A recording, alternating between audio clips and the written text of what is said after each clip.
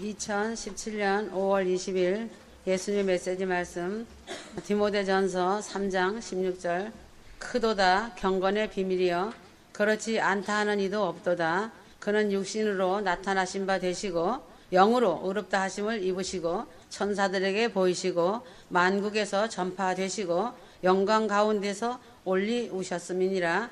휴거 성도들은 경건이 무엇인지에 대해서 깊이 알아야 한다. 제일 경건해야 할 사람들이 휴거 신부들이고 휴거 성도들이다. 그래서 디모데 전서는 경건에 대하여 상당히 많은 구절에서 언급하고 있다. 그냥 말을 안 하고 얌전하게 가만히 있고 조용하다고 경건이 아니다. 경건이란 영어로는 하나님으로서의 속성이라는 뜻이다. 그러므로 경건한 삶이라는 것은 하나님으로서의 속성과 성품이 자신 속에 나타난 삶이다. 이것은 단순히 인간의 수준에서 좀 더 거룩하거나 도덕적 윤리적으로 깨끗하다는 정도의 의미를 훨씬 초월한 개념이다. 죄로 인하여 죄 속에 묻혀있던 사람 속에 어떻게 하나님으로서의 속성이 나타날 수 있을까이다. 자신이 죽고 그리스도로 살면 그렇게 될 수 있다는 것이다. 이것은 하나님께서 정말 원하시는 소원 중에 소원이시다는 것이다. 자신 속에 이루시고자 태초부터 품고 계셨던 비밀스러운 하나님의 큰 계획이셨다는 것을 알아야 한다. 자신 안에 하나님의 속성과 성품이 고스란히 나타나는 것, 이것이 바로 성경에서 이야기하는 경건한 삶의 최종 목표이다라는 것을 가슴에 새겨야 한다. 그래서 경건의 연습을 하라고 한 것이다.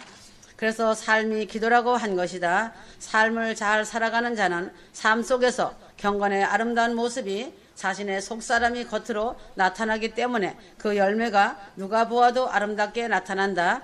그러므로 경건의 비밀을 이야기하는 사도 바울은 그리스도의 생애와 사역에 대하여 언급하며 사람으로 오신 예수 그리스도께서 하나님으로서의 속성을 드러내시기 위하여 어떠한 참되신 본을 보여주셨는지를 자상하게 설명해 주셨다.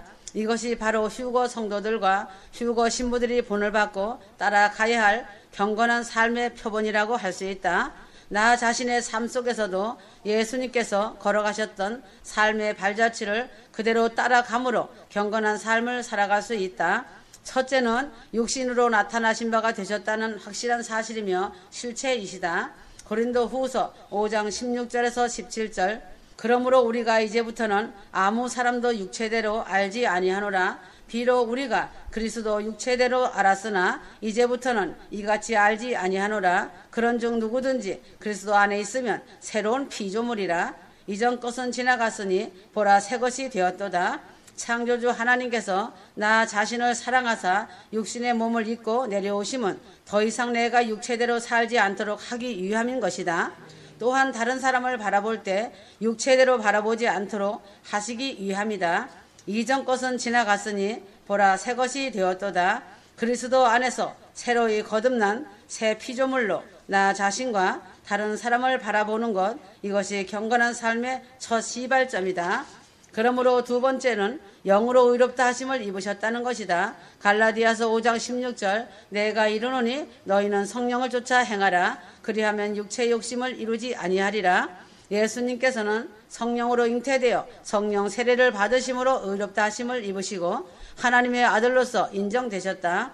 예수님을 영접하고 거듭난 자들도 성령 안에서 거듭나 나 자신의 옛사람이 십자가에 못 박히고 자신 안에 새로이 창조해 주신 새 사람인 성령의 본질로 살게 하셨다. 그리하여 육체의 욕심을 이루지 아니하고 성령의 소욕을 이루는 삶으로 바꾸어 주셔서 죄악 덩어리가 성령 덩어리가 되게 하셨다는 것을 믿어야 한다. 세 번째는 천사들에게 자신을 보이셨다. 에베소서 6장 11절에서 12절 마귀의 계계를 능히 대적하기 위하여 하나님의 전신갑주를 입으라. 우리의 씨름은 혈과 육에 대한 것이 아니요 정사와 권세와 어둠의 세상 주관자들과 하늘에 있는 악의 영들에게 대함이라. 예수님께서는 부활하심을 통하여 천하 만민에게 믿을 만한 확실한 증거를 주셨고 온 세상의 구세주로 확증되어 영원한 천국으로 인도할 유일한 길이 되신다는 것을 확실하게 입증해 주셨다. 이 천국 복음을 받은 자들은 각자가 있는 곳으로부터 시작하여 천국, 휴거 복음을 통하여 기도로 휴거의 나팔수가 되어 영혼들을 위해 사랑과 긍휼로 이웃을 위해 기도로 하나님께 아뢰어라. 한 영혼이 귀함을 알아야 한다. 각자 맡은 기도의 분량대로 하며 주님의 증인으로 살아가야 한다. 네 번째는 만국에서 전파되셨다. 사도행전 1장 8절 오직 성령이 너희에게 임하시면 너희가 권능을 받고 예루살렘과 온 유대와 사마리아와 땅끝까지 이르러 내 증인이 되리라 하시니라. 예수님께서는 부활하심을 통하여 천하 만민에게 믿을 만한 확실한 증거로 인하여 공생애를 시작하시기 전에 사단 마귀와 각종 질병을 일으키는 여러 귀신들과 타락한 천사들 마귀에게 노출되셨다. 광야에서 사단의 시험을 말씀으로 이기시고 승리하시는 본을 보여주셨으며 믿는 자들 역시 마귀의 계계와 악의 영들에 대하여 넉넉히 승리할 수 있도록 하나님의 전신갑주를 입혀주셨다는 것이다. 다섯 번째는 세상에서 믿음 바 되시고 고린도후서 2장 14절 항상 우리를 그리스도 안에서 이기게 하시고 우리로 말미암아 각 처에서 그리스도를 아는 냄새를 나타내시는 하나님께 감사하노라. 죄로 인해 멀리 떠나 있었던 잃어버린 가족 골육 친척들과 휴거 성도들이 하나둘씩 주님 품으로 돌아오고 있다.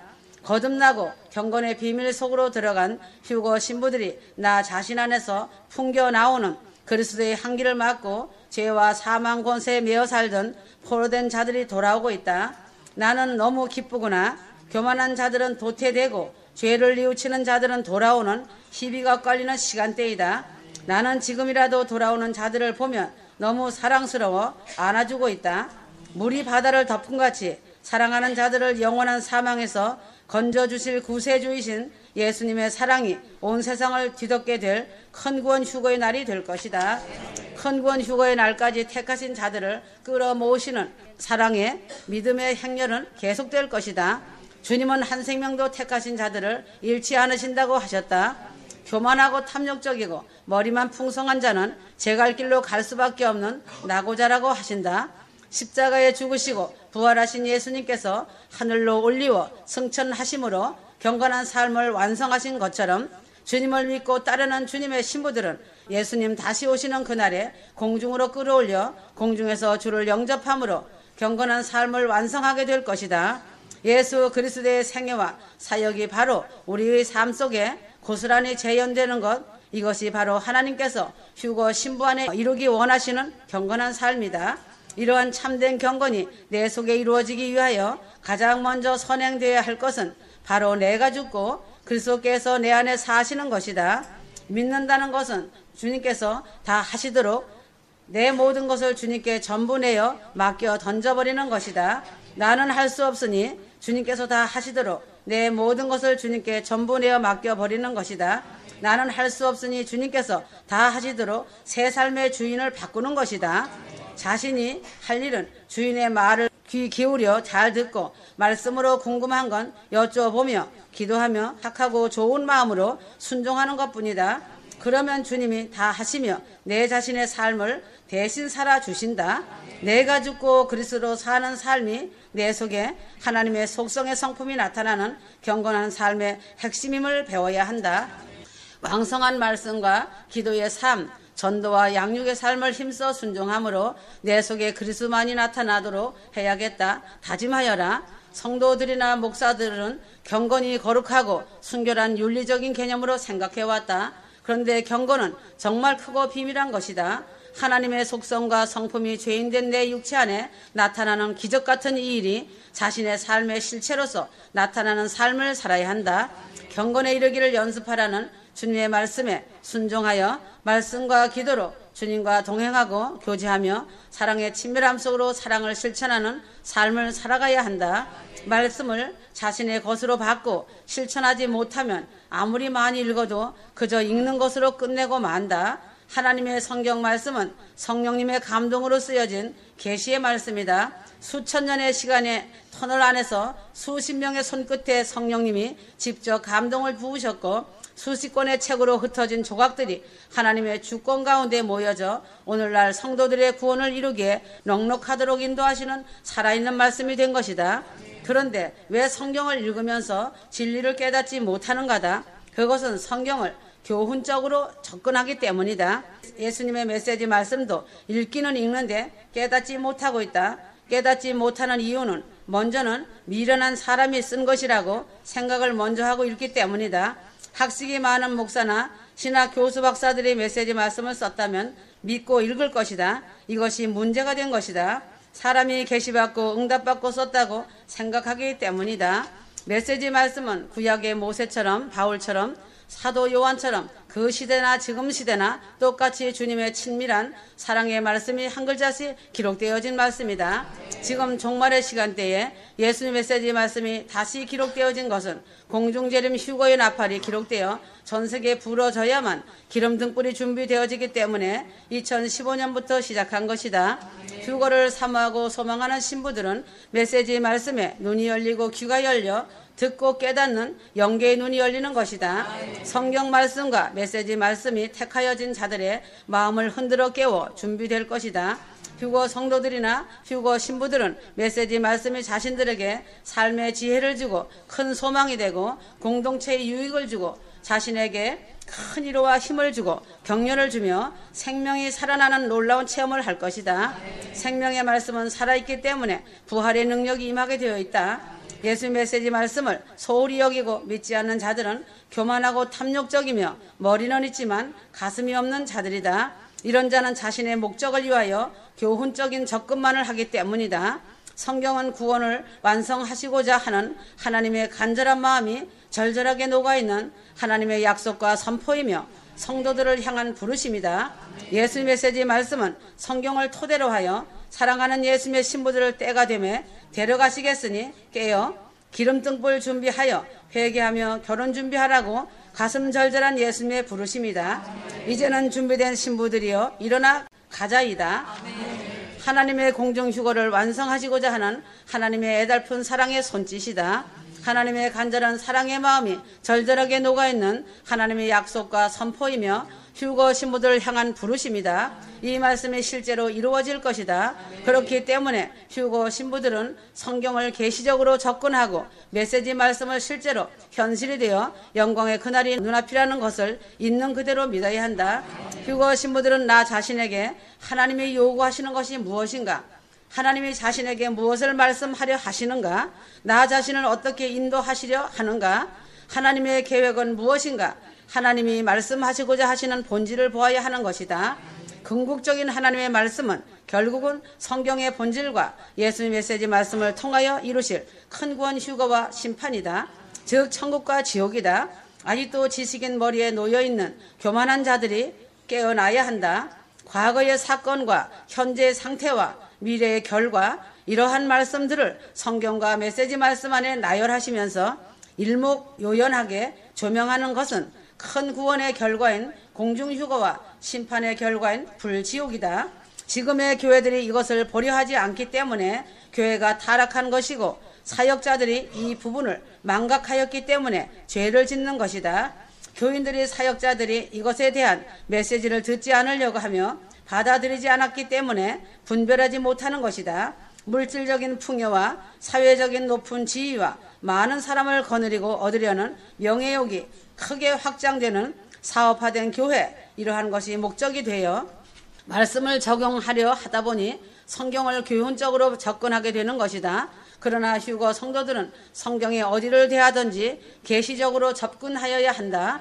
나 자신의 입장에서 자신만을 위한 것이 아닌 하나님의 뜻과 의도를 통하여 하나님의 말씀하시려는 본질을 보아야 한다. 성경과 메시지의 결론에 도달하면 큰 구원인 공중휴거와 심판이고 천국과 지옥, 영생과 영벌이다.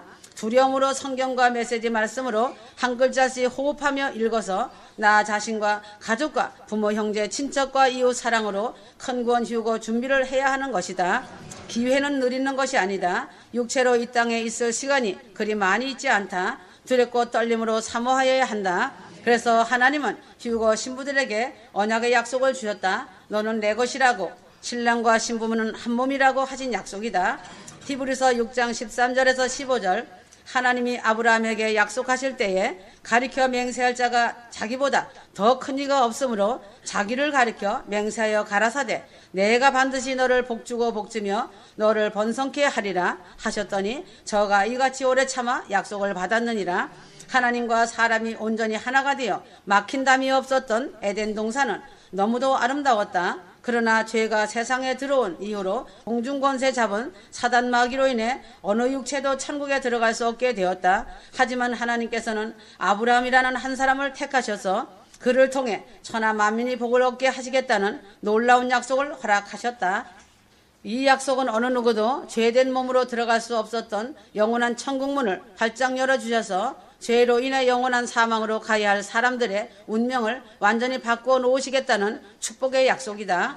결국은 아브라함의 씨에서 나온 야곱의 12지파인 그 중에 유다 지파에서 나온 다윗의 뿌리 예수 그리스도께서 이 땅에 내려와 십자가에 못 박혀 죽으시고 부활하심으로 인간의 죄 문제와 근원적인 죄의 뿌리를 도려내는 온 세상에 미칠 큰 기쁨의 좋은 소식을 가져오셨다.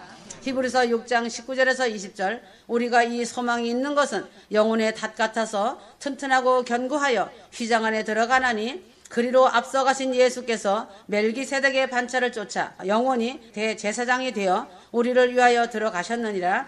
죄로 인해 전부 망하게 된 인간들을 구원하시려는 하나님의 인류의 구원 프로젝트는 다음과 같은 순서로 주도 면밀한 하나님의 계획 가운데 추진되어 왔다.